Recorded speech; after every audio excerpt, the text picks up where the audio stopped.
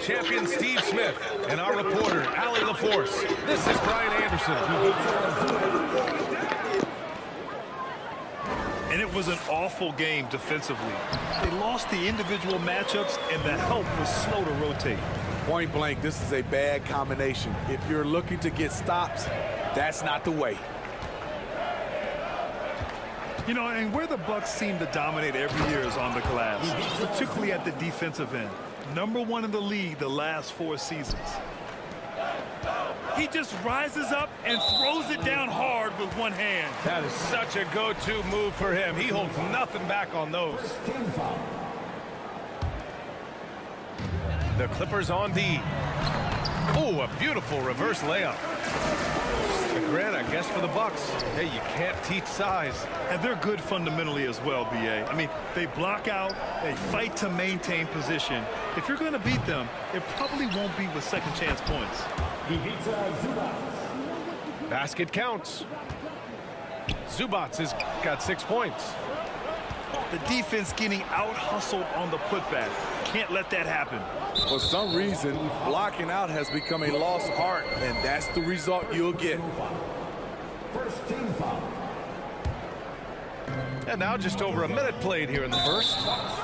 And now they decide to foul intentionally. I mean, I'm just not sure what he was thinking right there. I mean, he needs to get his head in the game. Pass to Boston.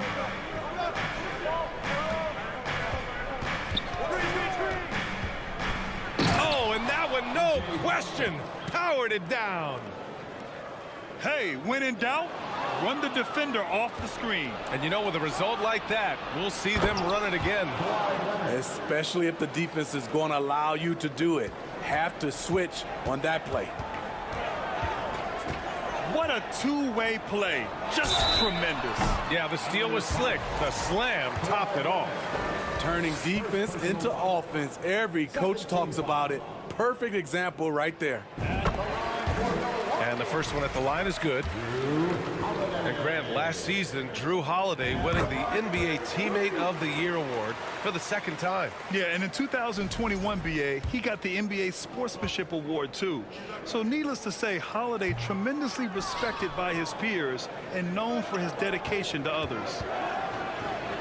And with every new NBA season, Grant, it's always fun to see which players have a breakout year. And BA, it seems like guys always have breakout years. Usually we see it with the younger players, but sometimes it's with guys who've been in the league and are now in new situations. Last year, we saw breakout seasons for Darius Garland, Jordan Poole, and Tyrese Maxey, just to name a few. 3 shots, 3 baskets. Great efficiency so far. They are passing the ball around tremendously right now. Antetokounmpo, left side. And Kawhi Leonard gets a whistle that time. That'll be a 2nd foul of the game. The question is, do you leave him in? Obviously, you don't want him to pick up a 3rd foul this early. Good work there as it goes. Antetokounmpo has gotten his 2nd bucket of the game. Just consistent and pretty much automatic. Antetokounmpo may be the league's most efficient scorer inside 10 feet. Very little resistance around the rim right now. That's the 5th straight bucket they've given up in the paint. They're fortunate the defender couldn't control it. Almost lost that possession.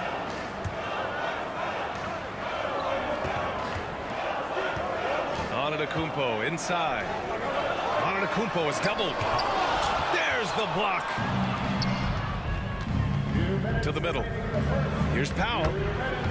And the basket's good with the assist from Wall. They've controlled the paint so far. That's been the difference.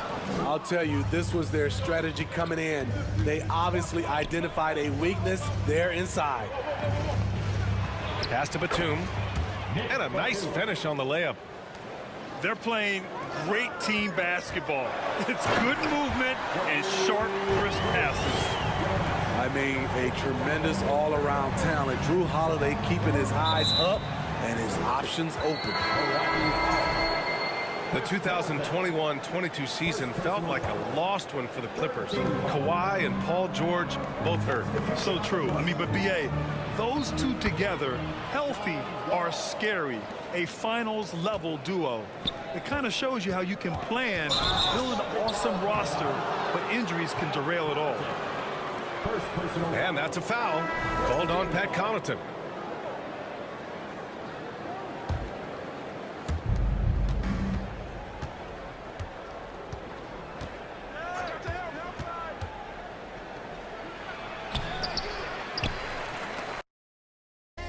Hall of Famer Grant Hill, NBA champion Steve Smith, and our reporter Allie LaForce. This is Brian Anderson.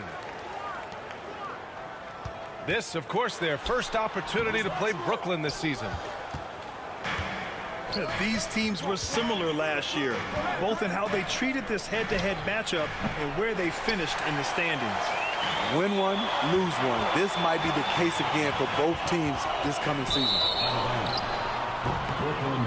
You know, one thing Kyrie Irving has talked about is reclaiming his power, Grant. Well, he has stopped listening to the outside voices telling him what to do, finding his own purpose and his identity. And at times, that's meant being something of a renegade. And Kevin Durant post-Achilles surgery, no apparent decline, Grant. Last season, the third highest scoring average of his career. I mean, incredible. Almost 30 points a game. Think about this.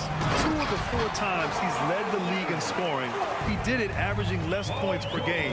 And his efficiency, good as ever. And so it's Brooklyn with it, following the score by the Clippers. Leonard outside. For 3, George drops in the 3. Just a drop in the bucket for PG-13. He will roast you from the corners if you let him. Pass to O'Neal. From deep. And again, it's the Nets missing. And George with the jam. And they're building up steam, getting out in front, and trying not to look back. They're doing it by building it out, step by step, valuing each possession. Here's O'Neal. Parked it down low that time. Got hit with the 3-second call.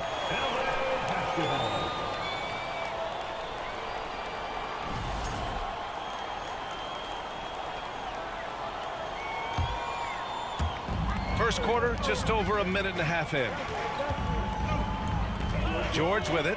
Irving picks him up. George with the bucket. George has got 7 points in the game. I mean, beautiful execution of the game plan offensively. So far, they are hitting 80% from the field. And George with the jam. What a silky move by Paul George. He really had the ball on a string. Irving for 3. Can't hit it. He's 0 for 2 now. They are out of rhythm. 1 for 5 so far. You just need to calm down and reward your matchups. It's stolen by Irving. And he banks in the layup. I mean, running the court with the speed of a guard. Hard to keep up with Durant once he gets out in the open floor. Yeah, back in the day when I was playing, the Clippers were always an easy win. Now, LA is consistently a playoff team. Boy, oh boy, how times have changed. Pass to Zubac. Back to George. And pushing it up the floor. Here comes Brooklyn. Irving, that's good. Out in transition, Kyrie finds his spot down the court. Finishes the job. The Clippers call timeout.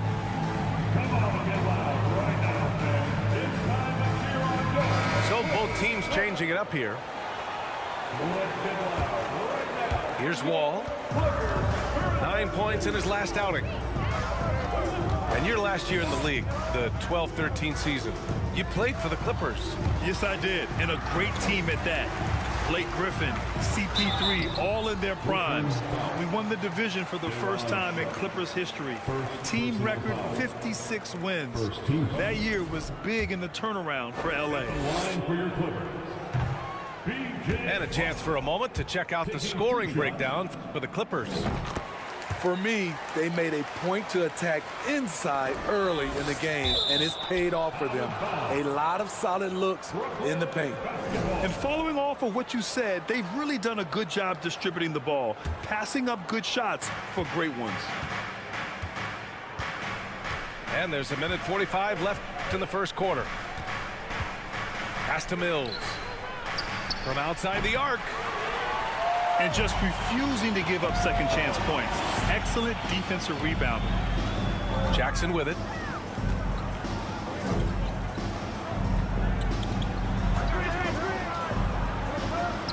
And down it goes. 2 points.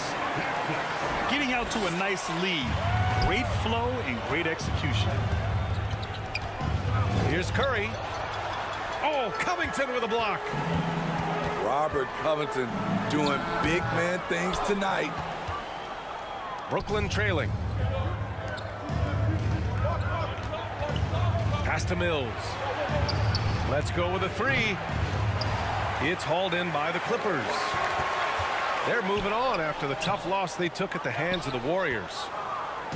Hey, they had their chances, but they struggled from the line. It's so hard to win that way on someone else's floor. And you could see them losing confidence, and it turned into a domino effect. Wall on the take, and he's in the books. Now 1 for 2. Not many guys can score on the move like Wall. A true slasher. Gets inside with ease and has a bunch of ways to finish. And that one's good. Covington. And guys, the way this defense is getting manhandled down low, you have to wonder if they're at 100% right now. Mills, no good. And the Clippers have possession. They've got a 9-point lead. And early on, they've been on a tear. Just getting whatever they want offensively. They established the pace. They made shots. This is why they're way out in front. So as we end the first quarter, already a double-digit ball game. The Clippers on top, up 11. And we'll bring you the start of quarter number 2 when we return.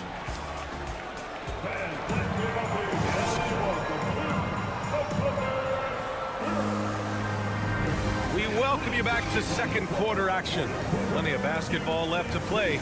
This one has been one-sided so far. And guys, we've seen a confident-looking Clippers team out there. Well, there's no reason to take risky shots when you can collect points at the rim. Especially at the start. You want to get something positive going and establish your rhythm. Here's Durant. Pass to Claxton. And that comes off the assist by Durant.